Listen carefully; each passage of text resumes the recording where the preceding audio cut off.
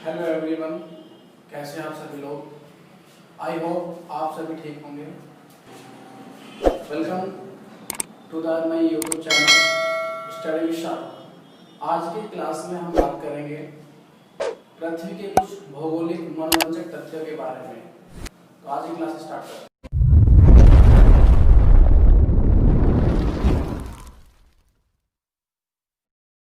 Okay, ready class.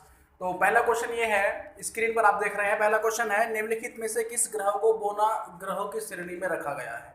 तो option है पृथ्वी, Brihaspati, Pluto और शनि। तो इसमें हमें आंसर बताइए। जिस बच्चे को आंसर मालूम है वो कमेंट करके जल्दी से जल्द बताएं। बाकी जो है टाइम में मैं आपको आंसर बताने वाला हूँ। तो इसका आंसर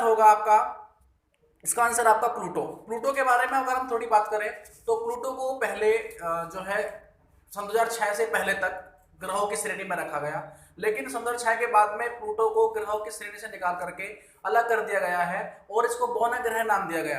प्लूटो के बारे में अगर और बात करें हम तो प्लूटो जो है उसका जो रिवॉल्यूशन है, सूर्य के चारों ओर जो चक्कर लगाता है, उसका जो टाइम पीरियड है, आवर्तकाल कह सकते हैं, परिक्रमण काल कह सकते हैं, वो 248 वर्ष है। और पृथ्वी की तुलना में जो प्लूटो पर गुरुत्वाकर्षण बल है वो बहुत क्षीण है, बहुत कम है। तो अगले क्वेश्चन की बात अगर हम करें तो आपको इसमें आंसर मालूम हो गया। आंसर क्या रहा? इसका आंसर रहा आपका प्लूटो। तो प्लूटो के बारे में अगर हम बात करें तो ये आपका तीसरा ऑप्शन जो था वो बिल्कुल करेक्ट था, प्लूटो। नेक्स्ट क्वेश्चन की बात करते हैं। अगला क्वेश्चन स्क्रीन पर आपको दिखाई दे रहा है। क्वेश्चन ये है कि पृथ्वी की संरचना में लोहे की मात्रा कितनी है। तो ये अच्छा क्वेश्चन है और ये कई बार एग्जाम में भी आया हुआ है। तो इसमें आपको ऑप्शन दिए गए हैं कि 15 से 22% तक है क्या, या फिर 30 से 31% और 50 से 52% और है आपका लास्ट ऑप्शन है 32 से 35%। तो इसमें हमें बताइए कमेंट करके कि इसमें से कितनी मात्रा पृथ्वी की संरचना में लोहे की लगी हुई है। तो बताइए, आंसर देखिए। तो इसका जो आपका आंसर होगा वो फोर्थ इसका आंसर है। 32 से 35% जो लोहे की मात्रा है वो पृथ्वी की संरचना बनाने में या संरचना में लगी है। तो इसका आपका आंसर क्या रहा?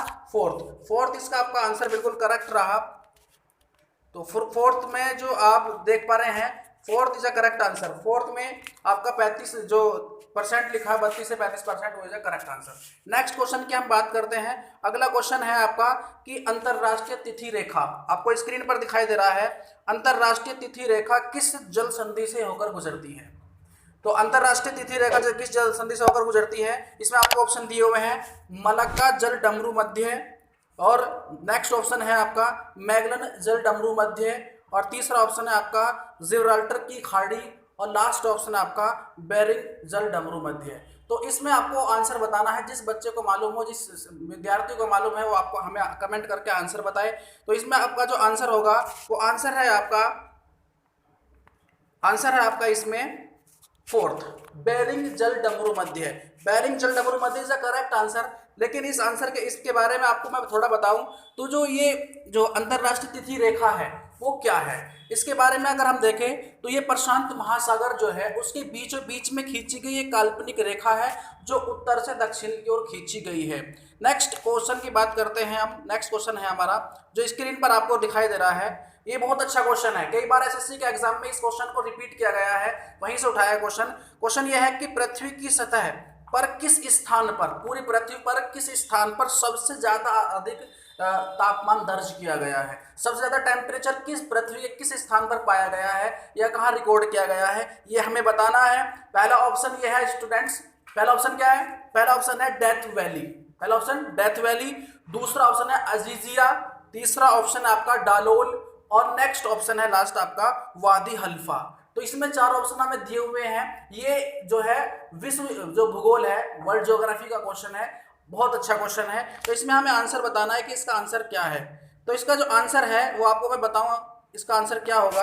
आंसर होगा इसका डेथ वैली।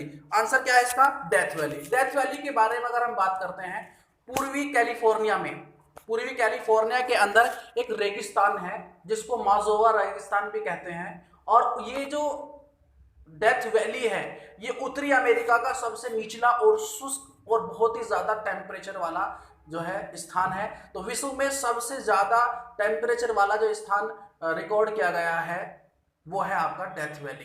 तो डेथ वैली मालूम पड़ा कहां पर है, पूर्वी कैलिफोर्निया में है, और इसे जो रेगिस्तान है, जिस रेगिस्तान में स्थित है उसका नाम है मोजोवा रेगिस्तान। तो कभी कभी ऑप्शन क्वेश्चन को घुमाकर पूछ लेते हैं कि इसका आंसर मोजोवा रेगिस्तान के अंदर कौन सी वैली पाई जाती है जहां टेम्परेचर सबसे अधिक है, ऐसे पूछ सकता है। या उत्तरी अमेरिका के अंदर सबसे शुष्क और सबसे गर्माहट वाला क्षेत्र कौन सा है, ये हमसे पूछ सकता है। तो नेक्स्ट क्वेश्चन की बात करते हैं। अगला क्वेश्चन स्क्रीन पर आपको दिखाई दे रहा है, पृथ्वी से सबसे निकटतम तारा कौन है। तो ये तो बहुत आसान क्वेश्चन है, इसका तो आंसर आपको मालूम ही है। कमेंट कीजिए बहुत फास्ट, वेरी फास्ट कीजिए। पृथ्वी के जो सबसे निकटतम तारा है, पृथ्वी का सबसे निकटतम तारा कौन सा है? ध्रुव तारा है क्या, या फिर सूर्य तारा, या फिर डॉग तारा, या फिर सीरियस? तो इसका जो आंसर है वो, इसका आंसर है सूर्य। सूर्य इज द करेक्ट आंसर। सूर्य इसका सबसे जो है करेक्ट आंसर है। तो वो हमें बताना है कि सूर्य इसका बिल्कुल करेक्ट आंसर है। तो देखिए सूर्य। नेक्स्ट क्वेश्चन की अगर हम बात करें, आपको स्क्रीन पर दिखाई दे रहा है, पृथ्वी को 1 डिग्री घूमने में कितना समय लगता है? बहुत ही सिंपल क्वेश्चन है। पृथ्वी को 1 डिग्री घूमने में कितना टाइम लगेगा, कितना समय लगता है, वो हमें बताना है। क्या 4 मिनट लगती है, 15 मिनट लगती है, 36 मिनट, 24 मिनट? कमेंट कीजिए फास्ट। तो इसका जो करेक्ट आंसर है वो, इसका करेक्ट आंसर है आपका 4 मिनट। पहला option is the correct answer. जो बच्चे पहला ऑप्शन दे रहे हैं वो बिल्कुल सही है। तो जो 4 मिनट है वो बिल्कुल करेक्ट आंसर है। ठीक है, नेक्स्ट क्वेश्चन की अगर हम बात करें, तो बस गाइस आज की क्लास हम यहीं तक रखते हैं। अगर आपको ये वीडियो पसंद आई हो तो वीडियो को लाइक करें, शेयर करें और चैनल को सब्सक्राइब करें। आपका एक लाइक हमें आगे की वीडियो बनाने के लिए हमें उत्साहित करता है। तो बस गाइस मिलते हैं अगली वीडियो के साथ।